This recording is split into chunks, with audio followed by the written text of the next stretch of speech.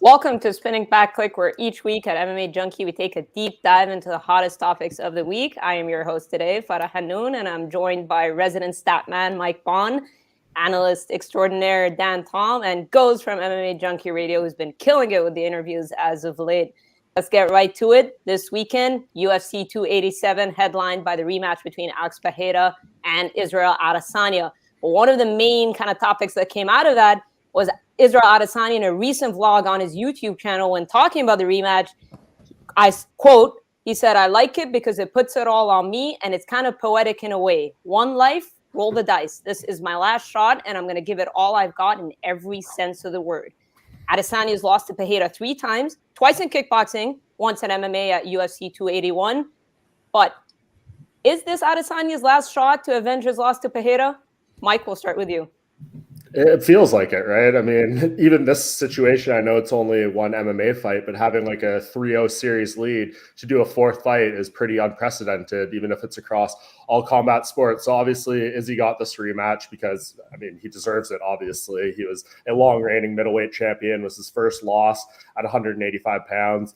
It's warranted, absolutely. And he was winning the fight when we saw it happen, right? Like, obviously, Pereira had to rally in that 5th round and get the stoppage there, and that's how he won the title. So Israel has a lot of reasons to be confident going into this fight, but if it doesn't go his way, definitely going to have to be a reanalysis situation for him. I don't think he's going to be fighting for that belt again as long as Alex Pereira is champion. So I guess the good thing for Israel is if he does lose, a lot of us, I'm sure, and most of the MMA community feel like there's a lot of really bad matchups for Poatan coming off this, whether it's a Robert Whittaker, Marvin Vettori, Khamzat Chimaev, whoever it may be. The matchups get a lot more stylistically difficult. So if he loses the belt in his second defense, Israel gets a win in the meantime, then he's right back there. I'm sure that's not the path he's hoping to take. He wants to win this fight and kind of mute all these questions, but there's definitely pressure on him going into this fight. He needs to win this because it puts him in purgatory as long as Alex holds that title. And yeah, I mean, Adesanya said last shot, didn't specify last shot at Pereira, last shot at the title. But then, I mean, we have here in the comment section, did Junti saying 4-0. I mean, what do you think of Adesanya here in this matchup? Do you see it as a must-win? I do see it as a must-win. And more importantly, I think Adesanya sees it as well. I am not as brushed up in my pro wrestling history lore, if you will, as maybe I should be from the Attitude Era. But Adesanya did post some pro wrestling kind of little hints there that this could be do or die for him. And you think about it, not just the parallels that we've had before, which is only one. We have Yanni and Jacek Shevchenko. They fought 3 times in the IMFA in Muay Thai. Of course, Shevchenko won all 3. She beat Jan Jacek pretty handily. So we didn't have to have this kind of conversation that we're having now. The problem is that if Adesanya does lose, I don't know where he goes from here. We've seen past champions go to different weight classes. Adesanya too big for welterweight, arguably too small for light heavyweight, where I see Pereira actually going next. You're right. He's got bad matchups waiting for him if he wins at middleweight, but he's got a nice revenge and super fight kind of little hook in that the UFC seems to be back on board with if he wants to go up and maybe face Jamal Hill to get avenge for his master, Glover Teixeira. And yeah, and I'll include some of the comments from now because people are chiming in. Bonker Truck says Izzy has to choose violence. I mean, his teammate Alexander Volkanovski predicted a finish for Israel Adesanya, and Sky Vizian Eldadi, a regular listener here, says he has to grapple. That's something Michael Bisping pointed out as a point of success. Goes, what do you think the stakes are for Izzy, and do you agree here? Does he have to grapple to get the win here? Yeah, I absolutely agree with that. I mean, you know, that's if you look at Pereira and you look at some of the deficiencies he has, I mean, come on, Israel Adesanya is not the best grappler in the world, but he was kind of having his way with him. So I do agree with that comment. But listen, the situation, it can become a roller coaster for him, right? It could be really dire, but then it could kind of change the way Mike Bond was talking about. Like, a lot of fighters have what it takes to become champion, but you know, it's different for people. It's some of them work their ways to get there. Otherwise, right time, right place. Being champion is a big deal, but really it comes down to defending your title. And if Pereira can't defend that title, then Israel Adesanya is right back in the game, right? We could start talking about him with different matchups and get him right back, because I think at the end of the day, the fans love him. You see when he walks out, how crazy people get, how many people show up to his fights. They love to watch him fight. So I think it's just a matter of time. I mean, it's not even really a disrespect to Pereira.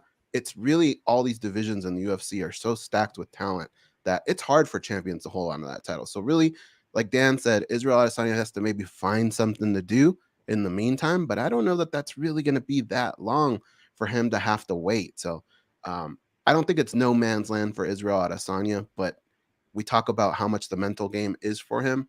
And if for some reason he were to take that loss and then come back and win his title through someone else, I think it's something that's going to bother him a lot. So when you listen to him talk on his YouTube channel, you could see just his emotions and how much all this means to him. So it's not the most dire situation in the world, but I think deep down inside for him, I think it can be.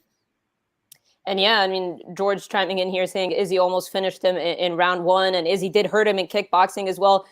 He's having success. He's looking good against Alex Pereira until Pereira, finished him in kickboxing. He rallied to finish him and rallied to finish him at UFC 281. So do you guys think that Pereira might be in his head? Like mentally, you guys can all chime in. How do you feel like Israel Adesanya's mindset is going into this one? I think that's a big deal because really, like, the two comments that were in the chat, it kind of got me thinking, because what happens if Israel Adesanya is in a position where he's up 4 rounds to nothing, right? Is he going to put his foot on the gas knowing that last time that's kind of what got him in trouble at the end when, a lot of fighters don't want to say this, but he probably could have coasted to a decision. This time around with so much on the line, is it in him to coast and try and get that last round? I don't know, man. It's really a mixture of a lot of things. And I think Israel Adesanya is one of those fighters that's shown his status matters. And I think when push comes to shove, I think he is going to put his foot on the gas. I think he is going to go for the decision. I don't know that I agree with that, or sorry, not the decision, the finish. I don't know that I agree with that, but I could see him doing that. I'll just add 2 parallels that we recently saw with Kamaru Usman, who was finishing with a round 5 rally as well, right? I think we had that same, kind of question. And regardless of how you scored that second fight with Leon Edwards and Kamaru Usman, we saw in that 5th round, Kamaru was arguably down. Even his team, thought that was a realistic possibility. And we saw Kamaru go out and get after it. I'd like to think that Adesanya will do the same. But the other parallel that is a potential problem with that fight is that everybody came in completely discounting Edwards, saying it was just a fluke.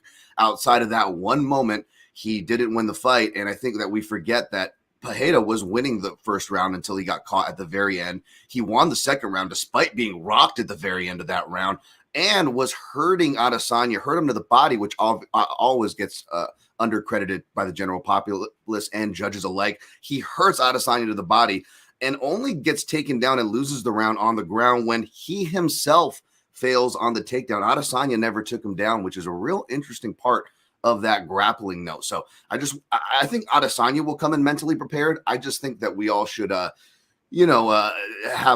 fair chances for both of these guys at the end of the day, because this is a real competitive fight. And Mike, Izzy, ultimate expert analyst, says Izzy's the better fighter. Alex has 1 punch KO power. Izzy just needs to avoid the bombs and save his energy later for the wrestling. What are your thoughts on that?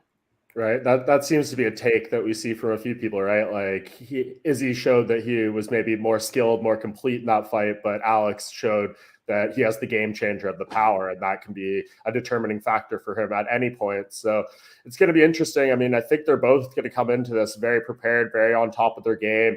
I mean, as we just talked about for minutes there, Israel is obviously very aware of his situation and what he needs to do to win this fight and how important it is. But Alex Pereira is too, right? Like, he doesn't want to feel like he was, a lucky champion or, a flash in the pan type here. It would be a very short reign, like a 5-month reign, right? They just fought back in November. So he wants to show that he is the guy, despite his MMA inexperience. And I think, they're going to be very ready. I talked to Glover Teixeira a few weeks ago, and they said they put really a big emphasis on just being like very prepared for the moments, right? Like, being very locked in. He felt like his focus wasn't there in the last fight until he gave him that epic speech going into the 5th round. And they don't want to be in that situation again. They don't want to be going into the 4th round down, 2-1 or whatever the case may be, like, or down 4-0 is that scenario you laid out going into round 5. They want to be winning this fight from beginning to end. And I think that's maybe where we see Alex fight a little bit differently here. But as Dan kind of laid out there, I think an important part of Alex's approach too is laying certain traps and investing into the leg kicks, into the body work. I mean, those leg kicks, I think, were extremely pivotal going into that last fight too. Like in that 5th round, when Izzy had tripped in that final finishing sequence where the leg was clearly hurt and he couldn't have all his support on it, that contributed to the stoppage. Like there's lots of little moments like that. So a very tactical fight, a very high level fight. And I honestly can't wait for Saturday. This is a really big one. Yeah, and Adesanya actually put out a YouTube video where he was like giving a performance review. I think he mentioned it was early in round 1 where those leg kicks started to take a toll on him, on his nerve. And then we saw him in round 5. Now, of course, we can talk about the main event all day, but we want to talk about the co-main event as well. Jorge Masvidal and Gilbert Burns, big stakes in there as well. Is it though? Because Dana White declared Colby Covington as the #1 contender. Jorge Masvidal seems to think that he can kind of like he has some insider information, as he told George and Ghost from MMA Junkie Radio. But listen, big stakes in this matchup. Can Gamebred leapfrog Colby Covington? And can Gilbert Burns, with an impressive performance, leapfrog Colby Covington? What are your guys' thoughts? We'll start with Goes. I mean, look, guys, we're in the wild, wild west here, right? Anything can happen at any time. That's kind of the standard the UFC's put out there. I guess we could start with Gilbert Burns. I mean, a win here. It's 2 in a row. Magny, Masvidal. So those are decent names, but that's not good enough. I can't blame him for trying. I can't blame either guy. If you look at Masvidal, all he's doing is breaking a streak, a losing streak, right? That's also not good enough. But nobody stays full on a 3-piece and a soda forever, right? There's unfinished business there. And boy, would the UFC love to give us that grudge match, right? So they'll probably do as much as they can to make something like that happen. But for something like that to happen, Masvidal can't just win his fight. He has to give us something similar to what he did to Ben Askren. And even then, the work is not done at that point. He's got to get on the mic, and that's almost just as important as what he did in the cage, right? He's got to get on the mic, and he's got to sell everyone and get the crowd going. He's got to get Leon Edwards out of his seat, pissed off about what happened, right? But with all that said, I just feel like Dana White in this particular situation, he really dug his heels in deep on Colby Covington. And I think the pressure that he got from everyone when he said that, you know how he is, man. He just gets really stubborn. And I think no matter what these two guys do, I think it's going to be really, really hard for them to pass over Colby Covington. Dan, what do you think? I mean, Leon Edwards seems to be very dismissive of Colby Covington. I don't want to fight him. And it seems like he wants to settle his beef with Jorge Masvidal. So do you see a big Masvidal win getting him that title shot? It's weird because I sentiment with Goes where it's like, yeah, you have that in your back pocket. And, you know, you mentioned it yourself, Fada. But the thing is, I think the UFC would have already made this fight or shown interest if they cared. Now, does that mean that they can't go back and use it at their convenience? Of course they can. They've done that before. But there is one thing we've seen Dana dig his heels about. And, you know, you could say that it's a product of today that everything has to be a culture war or whatnot. But Dana White's kind of always had that attitude, irregardless of any political tie-ins, right? He kind of always is doubled down on the things like, really? Slap fighting? We're going to double down on this? Really? Uni Browning, to really pull a tough reference from over a decade ago on y'all. But the point is, right, and Colby Covington, you know, you see these names. We joke about what is air quote marketable to the UFC, and there is a stereotype there, and Colby obviously probably checks that box as well. But there is a specific checkbox that Dana really checks off, and he really loves, you know, again, Conor, obviously a much more successful bad boy seed, but he really, you know, loves backing the proverbial bad boys or the proverbial bad thing if we're talking about his Dana White Power Slap League, right? So I don't think Dana is going to dig in here, not dig in here. It feels like he's already well dug in, and you can expect Colby to get that next shot, whether you like it or not. And Mike, I mean, Sky Vizian, El Daddy mentioned it was something I was talking about this morning. Gamebred hinted at retirement. I'm going to grab the exact quote. He said in the countdown, "This could be the last one. If I lose, I'm pretty much calling it quits. But a win against Gilbert Burns means that things are headed in the right direction. So if I roll the dice and do everything right, I'm going for it all." What do you think of Masvidal's comments here?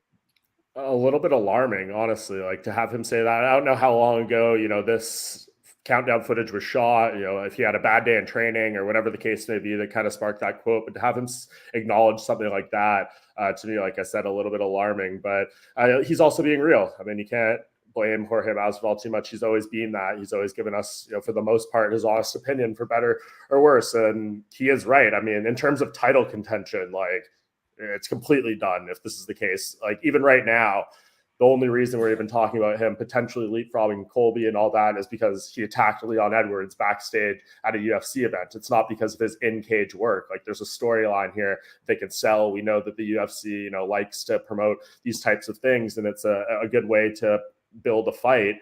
But in terms of what he's done, like, in the cage, he hasn't won a fight since 2019, and all the people that he beat on that, magical 2019 run, I don't even know if they're in the UFC anymore. At least, Ben Askren, Nate Diaz, Darren Till, all gone at this point. So, like, he hasn't done much work over current ranked contenders at this point, but he can still get it if he does something spectacular and gets the shot. But if he loses, then we're looking at a whole different other venture. I mean, obviously all high level opponents, top 2-3 ranked welterweights, you're not knocking him on the level of competition, but there comes a point where you look at the record and you see so many, red ticks in a row besides the results for losses. And it's like, okay, you need at some point to win fights here. So for him at, I believe, 38 years old, has to go back to the drawing board. It's a huge one for him in Miami. Like, this is all the pressure on Jorge Masvidal in this moment, needing to get this win here and show that he can still be a contender. And him potentially stealing the Colby title shot, it all is going to come down to the optics, how the fight plays out.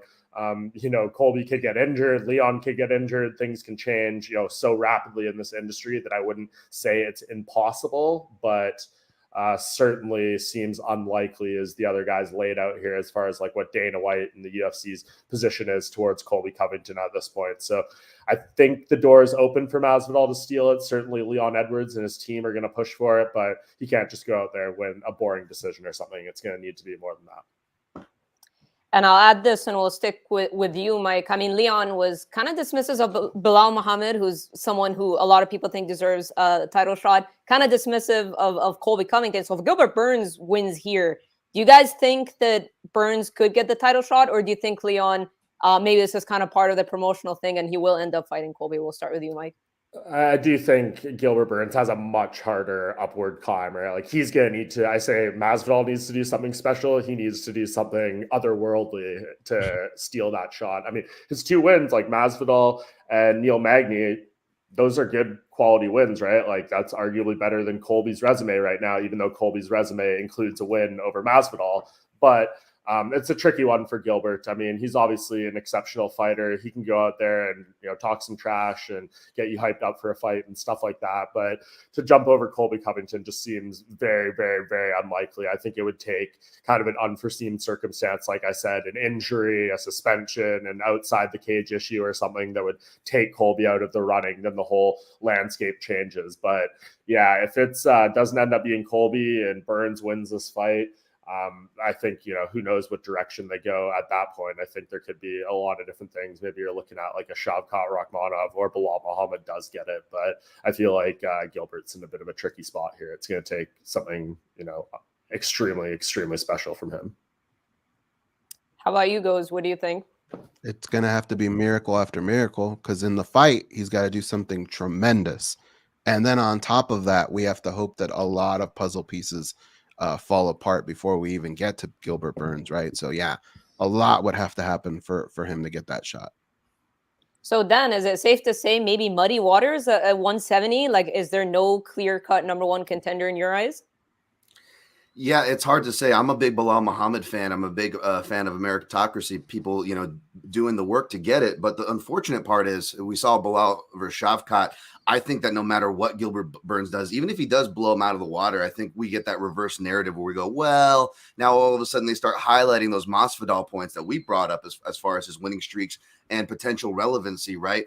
I honestly see Burns being used to, if they don't feel like Shavkat Rakhmonov is ready, whether he beats Bilal or if he doesn't, especially, I believe they keep Burns like the UFC loves to do with names like Burns, especially these Brazilian fighters, right? Who do a lot of the dirty work, man. They're the guys going over, facing all the undefeated Russians in those sketchy Russian promotions. Like, shout out to the Brazilian fighters, by the way. But I see them using him for a Shavkat, or possibly anyone between Shavkat and Ian Gary as far as the prospect names. Again, it's not about numbers. It's not about rankings. It's about names. It's something my man Goes has been spouting off and telling you all from the MMA Junkie radio days for well over a decade.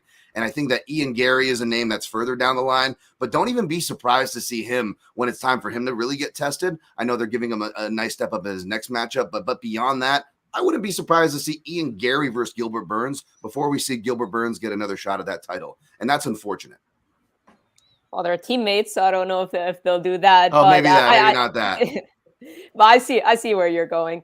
But well, let's move on to topic number 3. We didn't have some UFC, but we did have some PFL action, featherweights and light heavyweights. And one of the stars of the night was 2022 tournament winner, season winner, Brendan Loughnane, who defeated Marlon Moraes via first round TKO leg kick. Brendan Loughnane, I mean, he's been on quite a run, and he said he wants to be in the conversation amongst the best featherweights in the world. I know Moraes has lost his past 6 in a row, but Loughnane is 9-1 since joining the PFL. Do you guys consider Loughnane one of the best featherweights in the world? Dan, we'll start with you. Yeah, I do. I know you can, again, do that resume revision and be like, well, Marlon Moraes is on a skid. He's a bantamweight. He's past it. But again, going by the old eye test is something that I like to do and really embrace, I guess, my field of work, which is analyzing fights. We can really get wrapped up in title defenses and all these like kind of accoladed talks and rankings that, again, we just talked about. They really don't mean much these days. You got to do the good old eye test. And Brendan Loughnane, for me, he passes those tests. He is one of my favorite types of fighters. He can, get action going early, but he usually starts a little bit slower and builds. He works all 3 levels, the legs and the body, particularly the legs. He's really showing advancements to his striking since training over in Thailand and also training with a lot of stateside talent here in the States as well. He kind of travels around, mixes it up. If I was a betting man, I would absolutely bet that Brendan Loughnane could hold his own in the top 10 of the UFC featherweight division. Would he be top 5? Would he win a title? I'm not saying that, but I think he can hold his own in the top 10. And I mean, unfortunately, we didn't get to see him in the UFC. Obviously, he won on Dana White's Contender Series, and that was one of the kind of the biggest themes regarding Brendan. He went on to win $1 million, so 10-1 if you include even more his records past Contender Series. But Mike, what do you think of his claim that he wants to be in the conversation of best featherweights?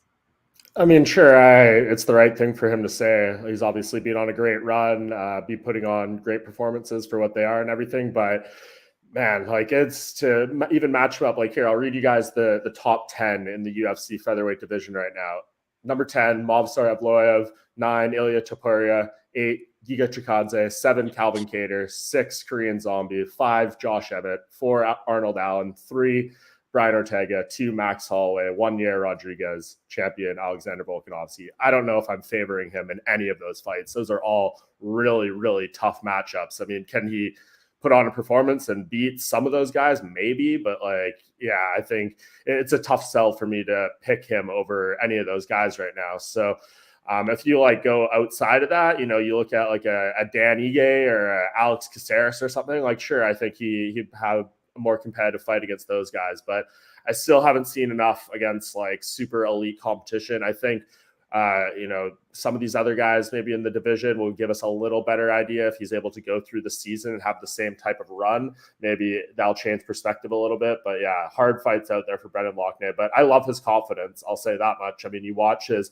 post-fight interview that our man Ken Hathaway was there at PFL recording, and he was just bursting at the seams with confidence. And I really like to see that out of him. He feels he's pretty much unbeatable right now. So good on him. I'm looking forward to see, him have the rematch of the only fight he's lost in PFL at whatever point this season. So there's some stuff happening with Brendan Loughnane, but when I hear that, I just look at some of those guys across the aisle, and even, over at Bellator, like Patricio Pitbull, those are tough fights for him too. So no layups in that featherweight division, and I think Brendan's got a little bit more work to do, and hope that PFL can scoop up maybe some other free agents in this division that can help enhance his resume a little bit more.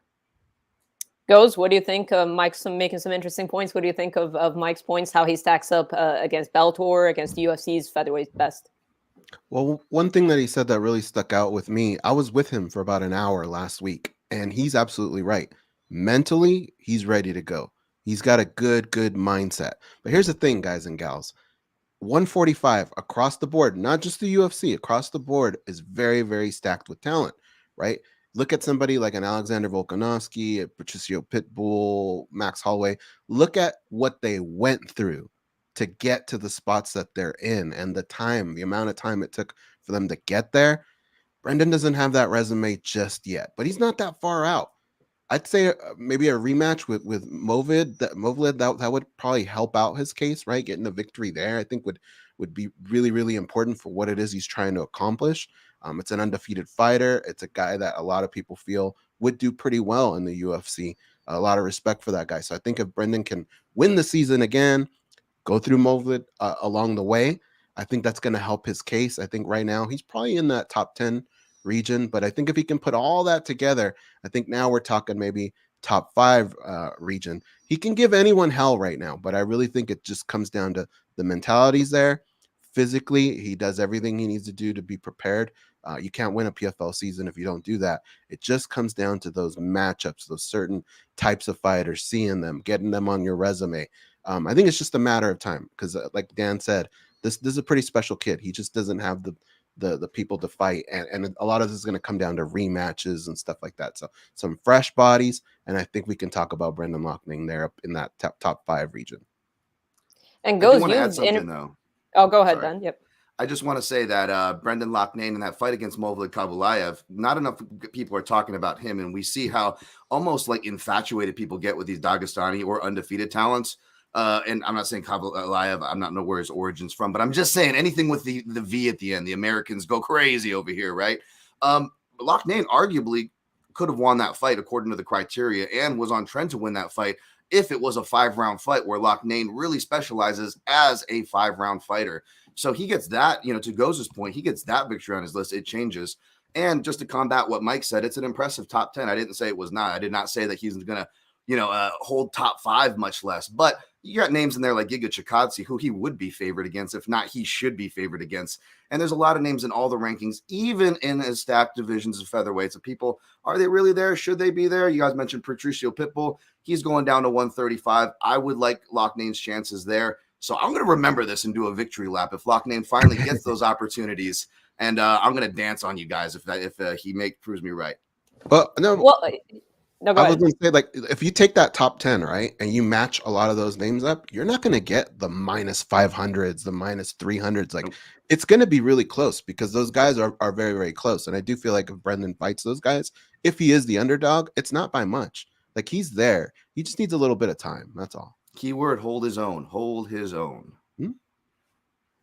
Well, I was going to say, do you guys see Brendan Loughnane's future with PFL? And I know this is kind of an open-ended question, but do you feel like he would need to maybe go to a UFC or go to a Bellator for us to, be able to, for you have the stronger point in your argument?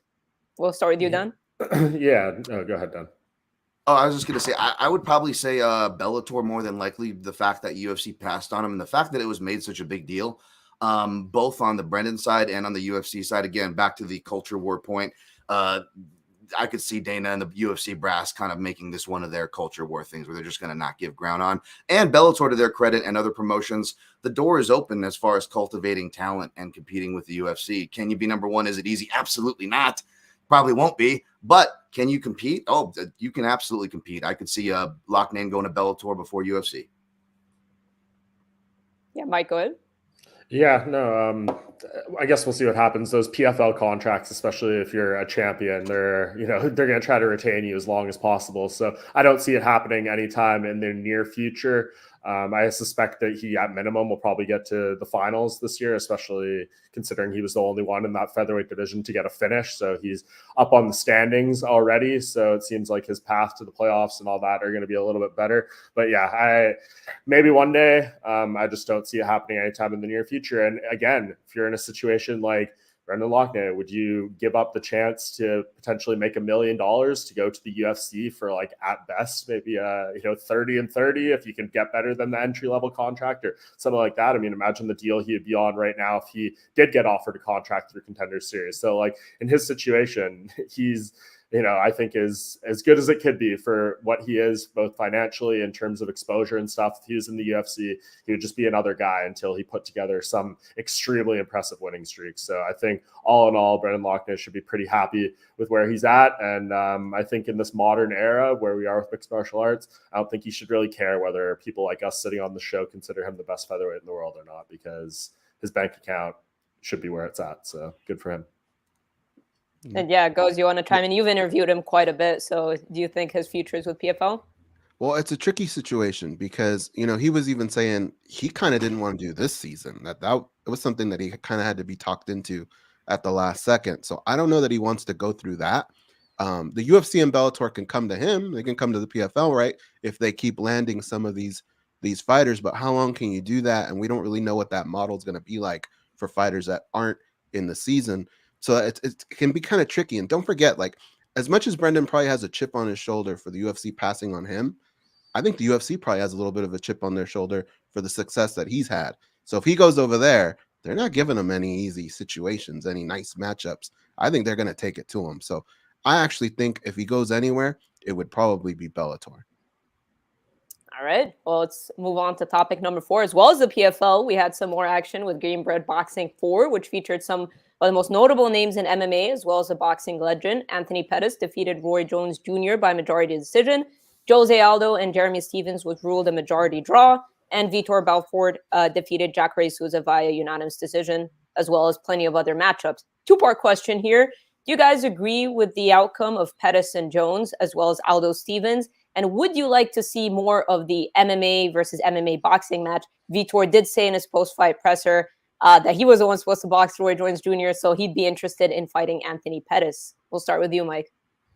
Yeah, so I was watching this kind of side and side with PFL. The Stevens-Aldo fight definitely was close, right? Like, I did think Aldo had it 4 rounds to 2, but if you really want to make an argument for 3-3, I would be okay with that. It did feel like he was a little more in control there, and I did expect him to get the win. So, like, you see Jeremy Stevens' reaction there compared to his. Aldo was an utter shock, and he said he was, disappointed, frustrated, everything that you could say about the judges. He felt they did him dirty in this one, and it seems like Jeremy Stevens was just stoked to get out of there with a draw, especially considering how he was finished in their MMA fights. So that was kind of my thoughts on that one. And then as far as the main event, that one was a little bit more difficult for me to score just because, like, just watching it, it was almost surreal, right? Like watching Anthony Pettis in there against Roy Jones Jr. Like, I was trying to score it, but I was also just like kind of in awe and also being like, Anthony Pettis, please don't hurt this 54-year-old man too badly. And I think Roy Jones definitely looked better than he did against Mike Tyson, like infinitely better. He was more prepared for this one. So credit to him for that. Coming into this fight at this age. But like with that high guard he's implementing, it was hard to know exactly how hard Pettis' shots were landing and what was getting through. We saw some decent body work there and stuff, and Roy Jones landed some licks of his own. But yeah, that was a tough one for me to score. I mean, maybe a draw, maybe like 6-4 or I think it was an 8-round fight. Like if you wanted to do 4-4 or 5-3 or whatever, I would have been okay with that. But I'm just kind of glad that Roy got out of there without taking too much damage. And as far as like the product as a whole, I thought, it was a decent card for what it was. To get this type of, name value onto a boxing event like this, the MMA fighters going in there, I think like it's good to watch for a bit. There was a lot of fights on this card too. And, we were going down in between like some of the MMA veterans and then some boxers. And I don't know exactly how they're going to move forward with this product, but I do think it was a success for what it was, going on this night up against PFL. There was WrestleMania going on as well. Like I thought it held its own in terms of people who are commenting in it and engagement and interest and things like that. It did pretty well for our website numbers. So I would deem this a success and I expect to see more of it. And, if we're talking about like the UFC and how this company obviously doesn't have a post-retirement, pension plan or anything for its fighters, you see some of these older guys go in there and be able to get a payday without the extreme risk of damage that comes to with an MMA fight. I mean, I did love seeing Jacare get dropped multiple times and then have to, continue on with the, head damage and go a full fight. That wasn't my favorite thing to see, but I guess is better than the alternative of, fighting top 10 guys who are knocking you out viciously in the UFC. So I don't know. I'm still kind of sorting through my feelings on this whole thing, but I was okay with watching it. I was entertained for the most part, and I think we're going to see more of this going forward. And we'll take in some of the comments here. Someone we have Sky Viziano Daddy said he thought Aldo won that, and then he said it was surreal watching Jones Jr. and Pettis. What are your thoughts kind of on the overall product and as well as the decisions that we had in the main and the feature bout? Well, I mean, in the decision in the main event, I was okay with that one. You have to remember Roy Jones Jr. I mean, he's so much older now, and his style in boxing for many years was to wear you down, and it was to wear you down over 12 rounds, right? You don't have 12 rounds here to do something like that. So that defense that was alluded to earlier, that high guard, it'll work over 12 rounds, but it's not going to work over a short period of time. And I think Anthony Pettis was smart in being able to exploit that. I thought Aldo clearly won. That one was a little bit surprising to me, but that didn't really sour the night because, I think the fighters did a really good job of promoting themselves and promoting the event. I thought Masvidal did a good job of promoting the event too, which is crazy because he's got a fight right around the corner. But the flow of this event was fun for me. At the top, it was boxing versus MMA, but things were a little bit more level this time around, right? When you think about it, usually it's the aging mixed martial artist against a boxer or against a younger guy. In this case, we had the aging boxer, and I think that kind of leveled things out. And then the rest of the card was mostly MMA versus MMA, the parts that we were concerned with. And that was actually kind of fun. And one of the important things when you have a situation like that, the same way when one of them comes over to our sport, you just want to know that the fighters took this serious. And if you look at the boxing, it really wasn't that bad. It wasn't terrible boxing. I thought Anthony Pettis did a great job. I think Jose Aldo did a good job. They took it serious. And that's what's, I think, important for a viewer that's watching. If you're going to give away your money, you want to make sure that whoever's in there is not just cashing checks. It looked like they legitimately wanted to look good and win, and it was entertaining. And I can't wait for the next one. And yeah, and then we saw Aldo and Connor get at it in the post-fight presser. I'm not gonna translate that; it's Ramadan, so I'll stay behaved. But you guys know what he said. But listen, I mean, it seems like McGregor even said me and Jeremy Stevens. So it seems like the MMA fighters are interested in that product. So what do you think? Do you see a lot more MMA fighters getting involved in Gamebred boxing or just boxing in general?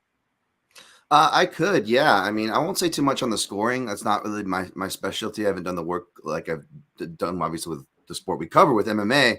But yeah, I don't really have an issue with the decisions. And I despite being MMA purist and all this, I actually really like this, folks. Like, I liked the fact that it was boxing that people took seriously. That seemed much more respectably matched. The fighters took it very serious. We saw even like other female fighters on the card from the UFC, like Gina Mazzani. She came in great shape, got a win. To Goz's point, these fighters really took it seriously. And I know I'm preaching to the choir here.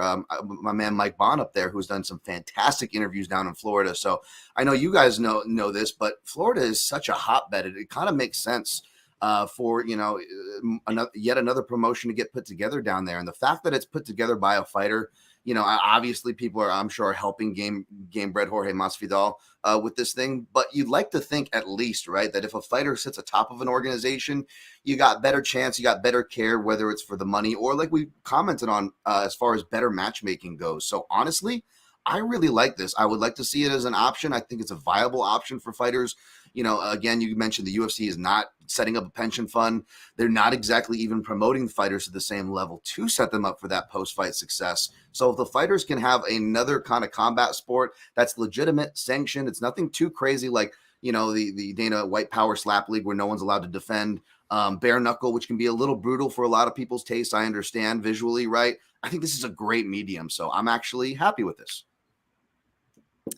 Yeah, and before we move on to topic number 5, Mike Bond getting some love here. Mike Bond's the best. I love him, and he also wants to kiss you. So I just thought I'd deliver that to you. I love you all too, and I want to kiss you back. Yeah. All right. Well, we'll talk a bit more about UFC 287 since it's this Saturday. It's a stacked card. The main's great. The co-main is great. But outside of the main and co-main, which fight do you guys feel like will steal the show? We'll start with you. My pick is Adrian Yanez and Rob Font. I mean, it's weird because both these guys have had their firefights in their days, but they don't necessarily get sloppy with them. And I think especially Adrian Yanez, he's been learning how to control himself out there. And I really like that. I like where his mindset is. And it's a big fight for him, right? Because he gets a victory here, he's going to move on to some of them bigger names at the top of the division, which I think he kind of can create a fun fight with just about any of them. So it's a good moment to kind of evaluate just how good this kid can really be. And then for Rob Font, right? A victory here kind of puts him back on track. It's something that he really needs. So I expect this fight to be very technical at times, but I do think at times we're going to have a little bit of a firefight. It's just going to be a little bit of controlled chaos, but this is matchmaking at its best right here. I'm very excited for this fight. Yep, two of the better boxers in the division, and a big opportunity for Adrian Yanez. Dan, how about you? Which fight do you feel like will steal the show? That's a great pick, honestly. The main card, in fact, has a bunch, but I'm actually going to go off the main card, and I'm going to go to the lead-in fight. Now, it's weird. The matchmakers really love, instead of using the light action weight fights to kick off main cards or lead into the pay-per-view main cards, they've been really leaning on middleweight. In their defense, this middleweight fight between Kelvin Gastelum and Chris Curtis is banger written all over it. And no, not sausage for you people over across the pond. No, it's weird when we use that word, but it's going to be a fun fight. Okay. Is what I'm trying to say. You've got guys that go to the head and body like Chris Curtis, legs and head like a Calvin Gastelum. I think that there's going to be fun scrambles. Neither of them should have a crazy wrestling advantage. So I think it's just going to be honestly action from start to finish on that fight. How about you, Mike? What's your pick? Yeah, I think these guys kind of nailed the two options there. I mean, Kevin Holland and Santiago Ponzinibbio is like a pretty decent choice as well. I expect that to be a good fight. But in terms of like the fights, I think we've said them all. But the fighter who may steal the show, I think once again could be, Raul Rosas Jr. We saw on his debut, he managed to do a lot of that, right? Like even though he was fighting a guy that, wasn't particularly high level as far as a UFC fighter, he went out there and he just got all the attention for like that record-setting performance, being the youngest fighter in UFC history. And now that a little bit of that pressure off, I'm curious to see like how he blooms now that he's comfortable, he feels at home in the UFC, and he's been saying some big time stuff in the past few months, right? Like I think Farah, you wrote a story, or it might have been Nolan King, who said he wants to be a UFC champion in 3 weight classes. And for a guy who's 1-0 in the promotion, who, has beat a guy who I don't think is even on the roster anymore, that's some pretty aggressive comments that put a lot of weight on your shoulders going forward. So if Rosas can follow it up from what he did in the debut, we're on the right track here. But he's fighting a guy who's a little bit more experienced than the last time he fought around, who has a better record, and curious to see how this one unfolds, because he's definitely got mega potential, but just still so young and just so much for this platform that he's being put on. I'm just curious to see fight over fight how he's evolving and how he continues to handle this, because it's unprecedented, right? Yeah, and Mike, when you hear him say things like that, of course, it's a little outrageous when he's talking about wanting to be a champion 3 weight divisions. Daniel Cormier, we've seen him say that about Bo Nickel, about Raul Rosas, like slow your roll. What are your thoughts when you hear these guys kind of make these bold statements?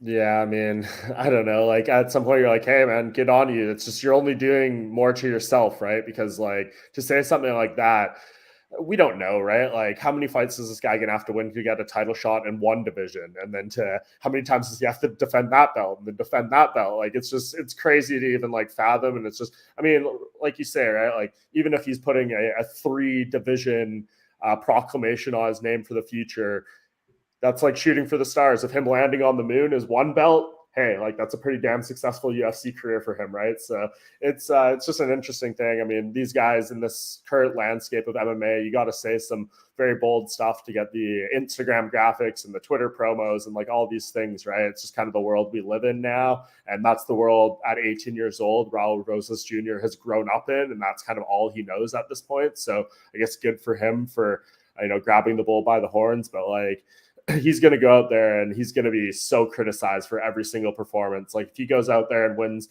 kind of a ho-hum decision, people are going to be like, oh my God, like for him to even say he can be a 1 division UFC champion, let alone 3, it's so outrageous. So it's just a lot of pressure to put on yourself, and we'll see if he can live up to it on the back end of it by delivering in the octagon. Yeah, absolutely. And before we get into the extra segments of big news that we get with the comment of the day right here up there, before we get into the final segment, because we had big news this morning regarding the WWE and the UFC. I see people in the comment section talking about Li Jingliang. Yes, he is out with a spine injury. He came out with a statement this morning, so he will not be fighting Michael Chiesa. Not quite sure if Chiesa is staying on the card. I don't know. Maybe he's got an opponent, maybe not. We'll find out. But before we wrap things up, this morning, the WWE agreed to merge with the UFC as a part of the deal with Endeavor Group to create a new company run by Ari Emanuel and Vince McMahon. What does that mean for the UFC? Let's get your reactions. Dan, we'll start with you. Well, it's hard to speculate too much, but I will say what it doesn't mean. It probably doesn't mean more money for the fighters, unfortunately. I know we like to all get excited like we're in some episode of Succession. I haven't watched the show. I'm sure it's fine. I'm not crapping on it, but we love to get excited about these things, these big, powerful business people doing big, powerful business merge. All I care about is the fighters and what they're going to get down from it. And I'm not talking about no trickle down theory. It is probably going to upset a lot of the general public who hates when you bring up pro wrestling.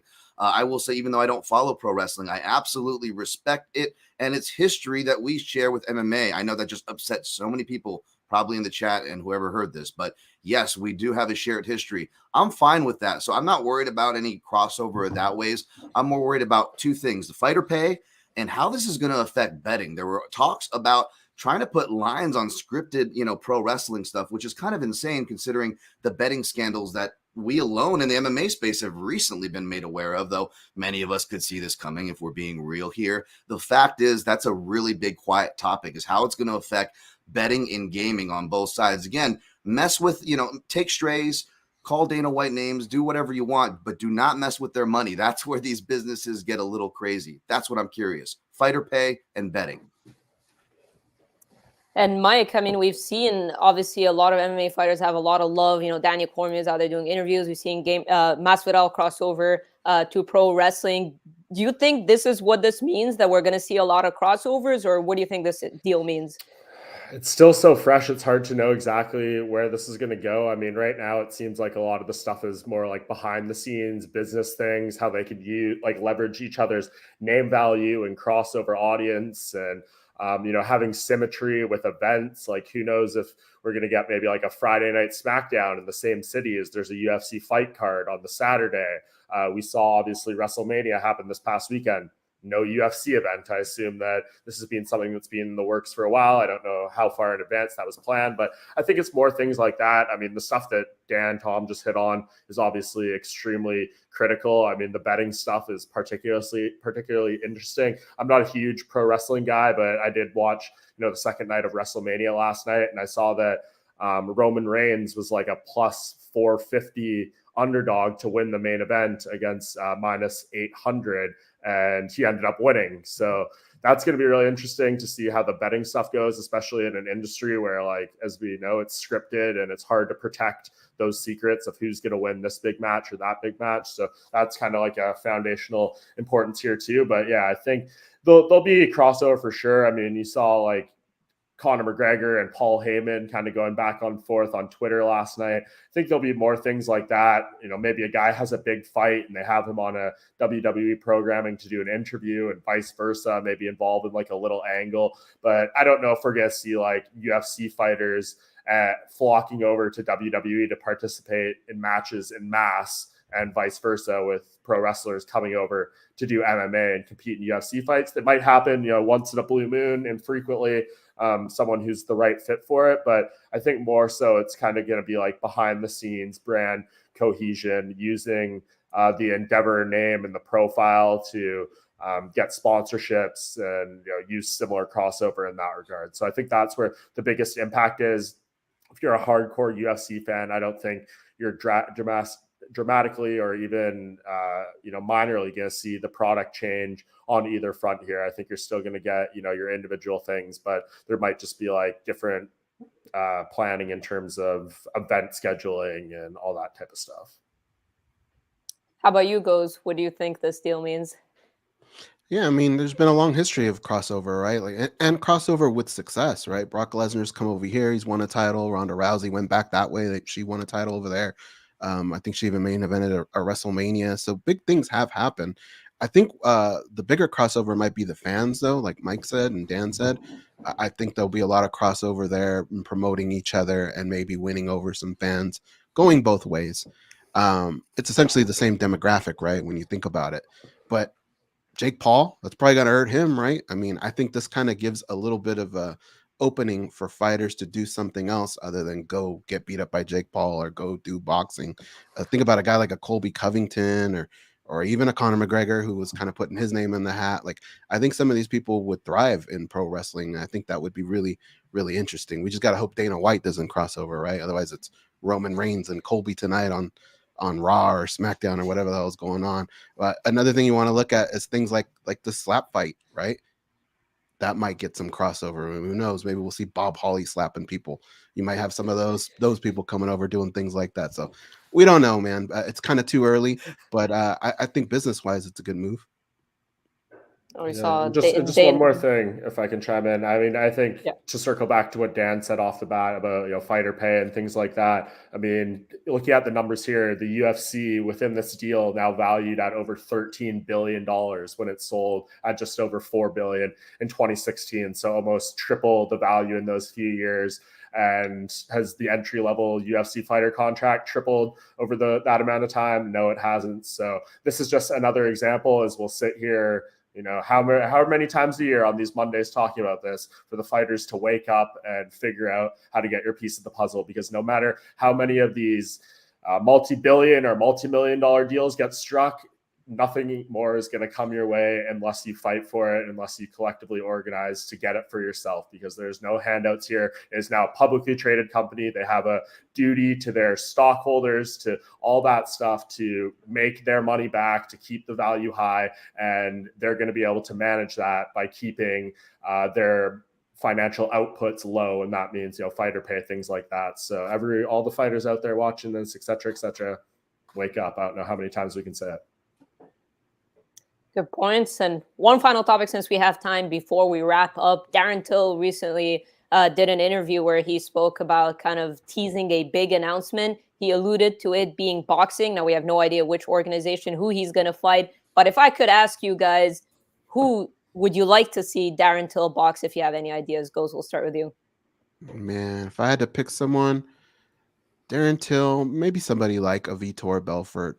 But honestly, I don't want to see him box. That's not something that makes me happy at all. Like, I think Darren Till's a pretty damn good fighter in mixed martial arts. Things just haven't gone his way. Injuries and all that. Certain fights that I think maybe he just had really bad strategy going in. I really don't want to see him boxing, but if I did, it'd probably be against somebody like that. And Dan, how about you? Maybe Gamebred boxing. Maybe that's his announcement. Or I don't know. Actually, I was trying to ponder a little bit what he could be talking about, but I still don't have my finger on it. What do you think the future holds for Darren Till in boxing, at least? Here's the danger. We talked about the hard part to score a low output fight, like Jones and Pettis, Jones Jr. and Pettis. I think you get the same thing with Darren Till, who's a very low output fighter. So regardless of what combat sport, you want to put him in there with someone who's an action fighter, a higher volume fighter, to get the best fight out of him. However, if you're asking me, I would rather see him obviously stick to MMA than boxing. But in fact, I'll add this. I would actually rather see him Thai box over boxing. That's where he came from. That, he went over to Thailand early on as a young man to train and, really accrue amateur accolades and talent out there. I would love to see him do something like that. I know one has been really getting behind, kickboxers and bringing kickboxers in with other people from combat sports or setting them up with each other. For the purist, one doesn't allow for the clinch, which kind of, sucks. And Darren Till, it seems like he would be kind of decent there. Maybe if he doesn't have to worry about wrestling. Yeah, I'd rather see him Thai box, to be honest. And Mike, if I go over to the comment section, Tommy B16 says, I think Darren needs to address his knees, take a Conor amount of time off, and focus on rehabbing his body, and then come back to MMA. He did mention his intentions of coming back to the UFC, said he has a good relationship. But what do you think? Do you think Darren should just take some time off and not compete? Or do you like the boxing route for him?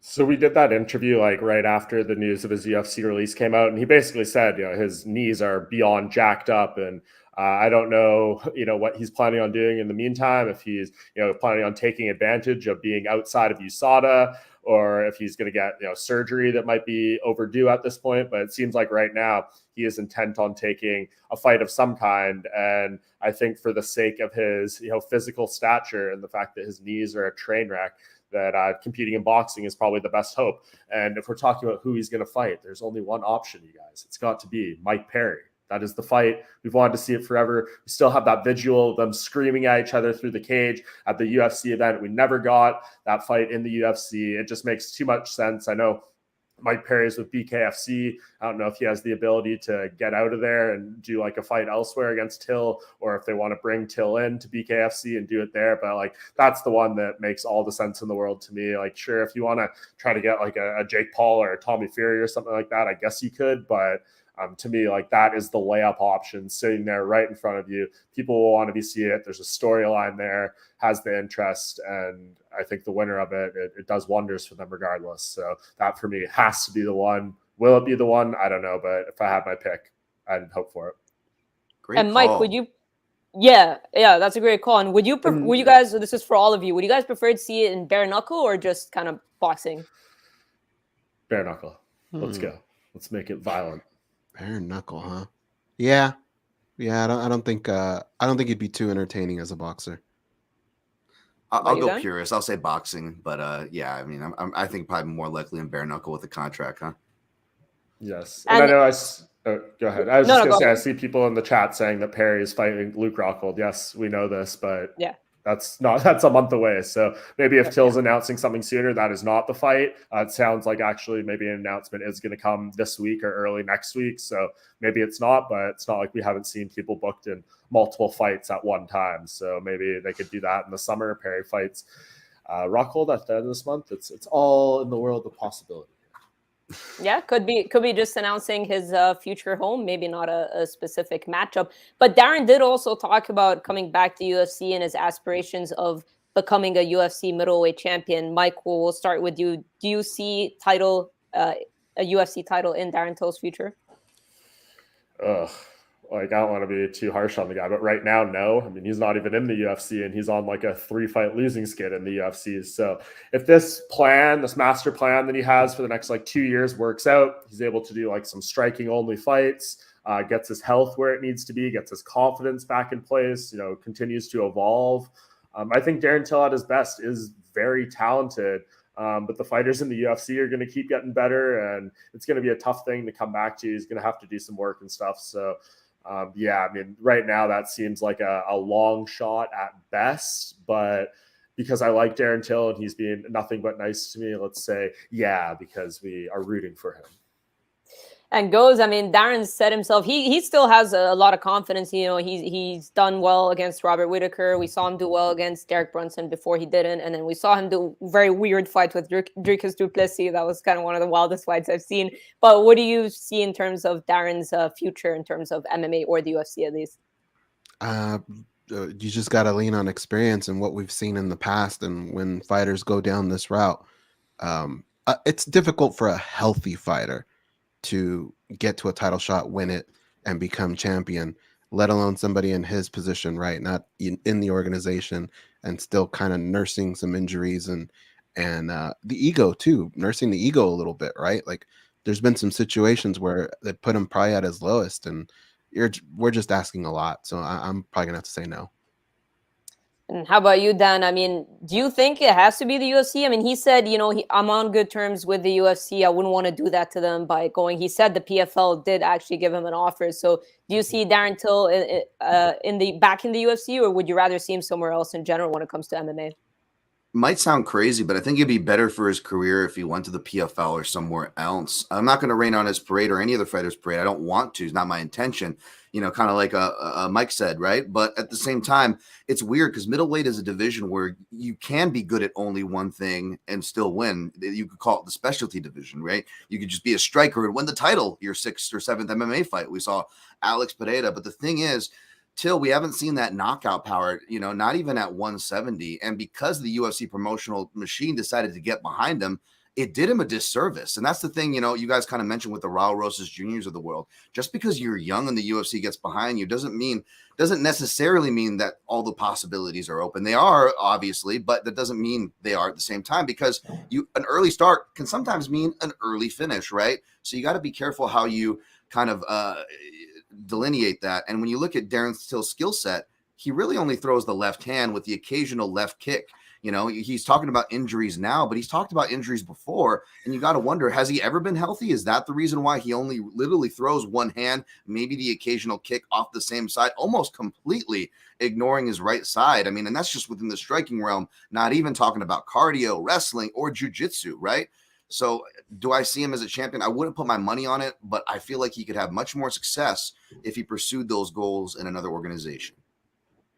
All right. Well, time will tell. Darren did tease a big announcement, so we'll see where he ends up. That's all we've got for you guys today. I appreciate you all tuning in, and we've seen a lot of comments chiming in. Don't forget to tune into Spinning Back Clique every Monday, 12 p.m. Eastern, 9 a.m. Pacific. We've also got this Saturday, I'll be hosting the preview show, UFC 287.